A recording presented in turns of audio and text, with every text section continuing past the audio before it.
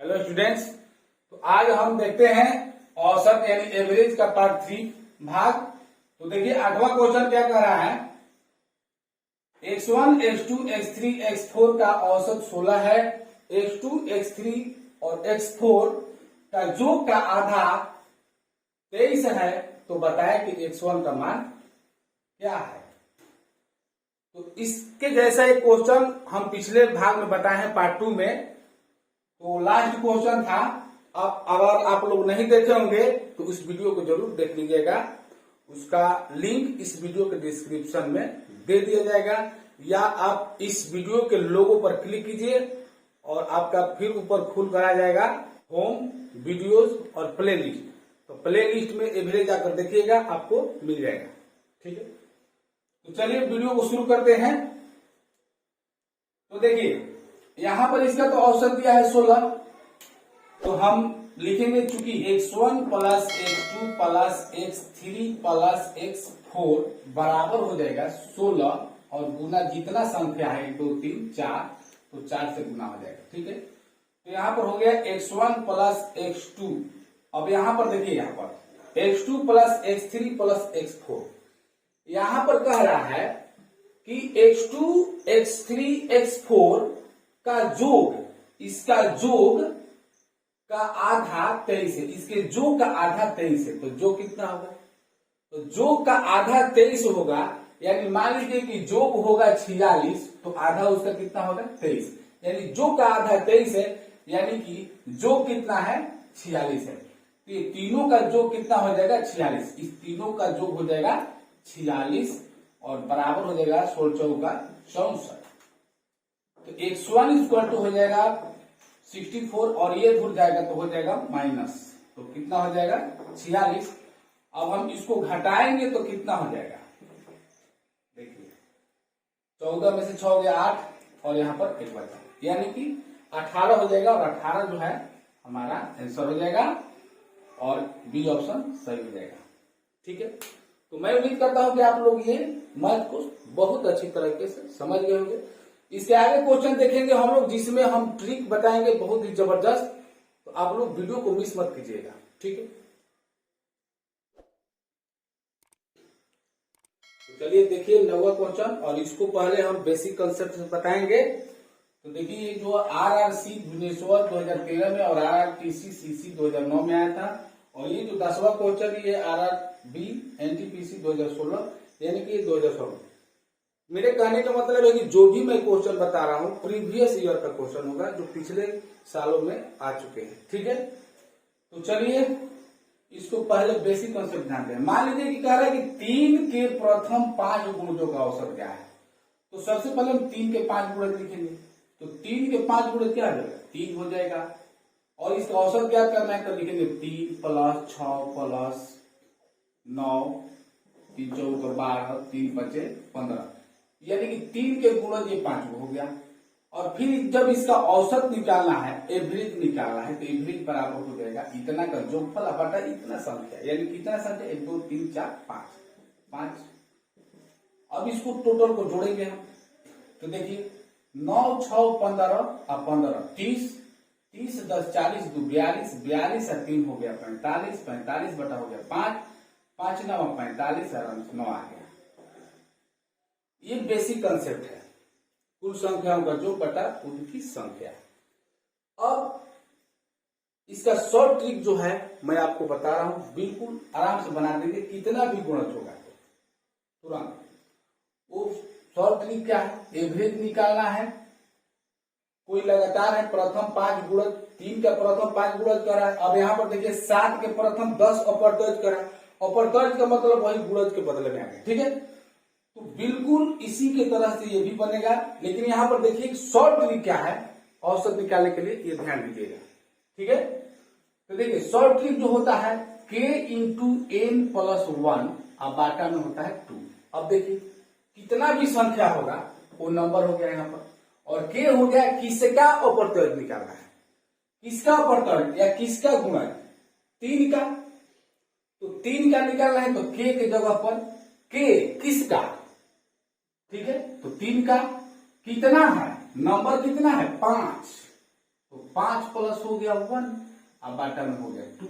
अब यहाँ पर देखिए जोड़ेंगे तो हो जाएगा कितना 6, और 6 अब 3 से गुना हो जाएगा 6 3 18, 18 बाटा हो गया तो 2 9 18, 9 आ गया। यानी कि इसमें ऑप्शन हमारा जो है बी सही है। शॉर्ट ट्रिक समझ गए। अब देखिए इसको आप लोग खुद बनाकर देखिए कि कितना आ रहा है। तो मैं बना रहा हूं, वीडियो रोक कर आप बनाइए और फिर बाद में देख लीजिएगा, ठीक है। हम शॉर्ट ट्रिक से बना रहे हैं। अगर मान लीजिए कि इसको बेसिक से बनाएंगे तो क्या होगा, देखिए 7 7 14 17 21 28 35 42 77 78 56 यानी 10 तक जाएगा, 57 70 तक जाएगा, ठीक है। तो इतना औसत पूरा मान लीजिए कि 10 है, 20 पूछ देगा। तो इतना बेसिक तरीका तो हम बता दिए हैं, लेकिन इतना बेसिक तरीका से अगर आप बनाइएगा कंपटीशन में तो आप जो है बनाते रह जाइएगा और समय जो है निकल जाएगा और आप उसमें दिक्कत हो जाएगा। तो चलिए हम इसको हम देखिए कैसे बनाएंगे, बिल्कुल इसी प्रकार से बनेगा। तो इसका एवरेज देखिए, यहाँ पर थोड़ा सा जगह लगेगा। एवरेज बराबर क्या हो जाएगा कि कितना है 7 इंटू एन टोटल कितना है 10। अब यहाँ पर ये लिखने की क्या जरूरत है, जब हम जानते हैं तो आराम से कर देंगे। अब बाटा में हो जाएगा 2, ये लिखने की भी जरूरत नहीं है। n प्लस 1 जानते हैं, आराम से n प्लस 1 कीजिएगा तो 10 से 11 हो जाएगा, 11 से 77, 77 बाटा हो जाएगा 2, और 2 से भाग कीजिएगा तो 2 3 6 और 2 8 16 और यहाँ पर हो जाएगा 5, यानी कि 38.5 हो जाएगा। 38 सी ऑप्शन में है, ये सही हो जाएगा, ठीक है। तो मैं उम्मीद करता हूं कि आप लोग भी बना लिए होंगे। तो चलिए नेक्स्ट क्वेश्चन देखते हैं।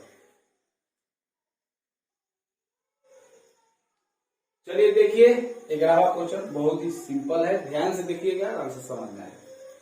दो संख्याओं का औसत xy है, यदि एक संख्या x है तो दूसरी संख्या क्या है। आप फर्स्ट से कहिएगा कि y होगा, xy है औसत, एक x है दूसरा y है, इसी में मिस्टेक हो जाएगा, ठीक है। तो आप इसको देखिए कैसे बनाएंगे।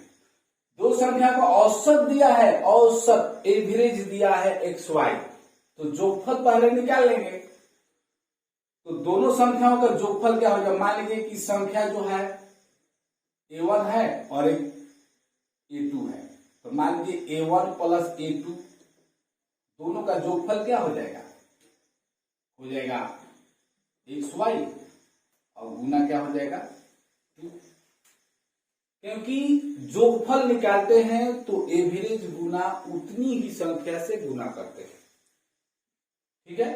ये आप लोगों को फर्स्ट वीडियो में ही बताया गया था।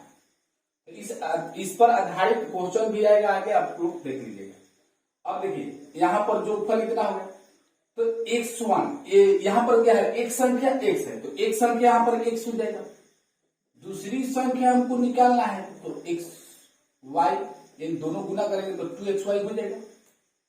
अब आप लोग समझ गए होंगे कि आंसर कितना होगा, a2 यानी कि दूसरी संख्या क्या हो जाएगा 2xy और x उधर जाएगा तो क्या हो जाएगा माइनस। तो देखिए ऑप्शन किसमें है, सी में, तो सी ऑप्शन सही हो जाएगा। तो a2 के मान कितना आ जाएगा। तो ऐसा क्वेश्चन और देखते,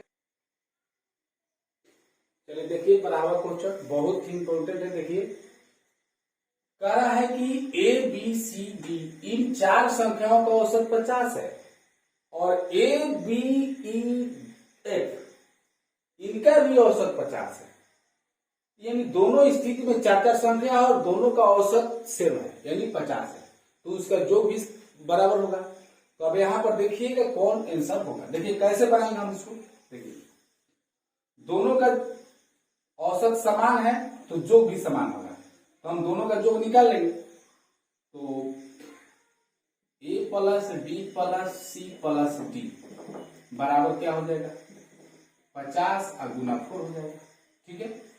अब इसको गुना कीजिएगा तो 5 का 20 यानी 200 हो गया। इसको हम समीकरण 1 मान लेते हैं और फिर यहां पर देखिए a plus b plus e plus f बराबर इसका भी 50 है, तो इसका भी अगर जोगफल निकालेंगे तो आपको पता है कि जोगफल बराबर होता है औसत गुना संख्या, तो आराम से संख्या से गुना कर देंगे तो ये भी 200 हो गया। तो ये भी 200 हुआ, इस समीकरण 2 कर देंगे तो ये भी 200 हुआ, 200 हुआ, यानी कि 200 बराबर ये है, 200 बराबर ये है, तो दोनों बराबर हो गया। तो हम लिख देंगे समीकरण 1 और 2 से। फटाफट लिखने की जरूरत नहीं, कॉम्पिटिशन में तो फटाफट बनाएंगे। तो a plus b plus c plus d अब बराबर हो जाएगा a plus b plus e plus a. बराबर भी इस पार उस पार है और सेम चिन्ह में होता है तो आराम से कट जाएगा, तब बी ए और बी ए कट जाएगा। तो सी प्लस डी बराबर हो गया ई प्लस ए। और ये ऑप्शन आप देख सकते हैं किसमें है, तो ये कथन जो है सही है, बी सही है। ठीक है, तो आगे क्वेश्चन चलिए यहाँ पर देखिए 13वां क्वेश्चन। यदि ए बी और सी इन तीन संख्याओं का औसत डी है तो देखिए फटाफट हम क्या करेंगे, पहले इसका जोड़फल लिख देंगे। ए प्लस बी प्लस सी बराबर क्या हो जाएगा, तीन संख्या को औसत दिया है डी, तो डी गुना हो जाएगा, आपका तीन संख्या है तो गुना हो जाएगा 3 यानी कि 3D हो जाएगा। यहाँ पर तीनों का जोड़फल 3D है। फिर कह रहा है कि तो ए बी सी और डी का औसत ज्ञात कीजिए। तो अब एक और संख्या जुड़ गया है डी, उसका भी औसत ज्ञात करना है, चारों का। ठीक है, तो चारों का औसत ज्ञात करना है, तो 3 का जोड़फल यहाँ पर 3D है, तो हम क्या लिखेंगे, ए प्लस बी प्लस सी अब प्लस डी। अब इसका औसत ज्ञात करना है तो बाटा में उतना संख्या लिखेंगे, कितना हो जाएगा 4। तो देखिए इसका एवरेज क्या हो जाएगा सबका, तो यहाँ पर तीनों का इसका तो मान यहाँ पर 3D है तो हम 3D लिख देंगे। अब प्लस में यहाँ पर डी बच गया और बाटा में क्या आ गया 4। तो आप यहाँ पर समझ सकते हैं कि 3D और डी जोड़ेंगे तो कितना हो जाएगा 4D और बाटा हो गया 4, 4 से 4 गया तो बचा डी। यानी कि चारों संख्या का जो औसत होगा वो डी हो गया। और मैं उम्मीद करता हूं कि आप लोगों को ये बात समझ में आ गया होगा। तो आप ये आंसर हो जाएगा। तो देखिए यहाँ पर किस ऑप्शन पे है, तो ऑप्शन नंबर ए में है। तो आज के लिए इतना ही, अगले वीडियो मिलते हैं, धन्यवाद।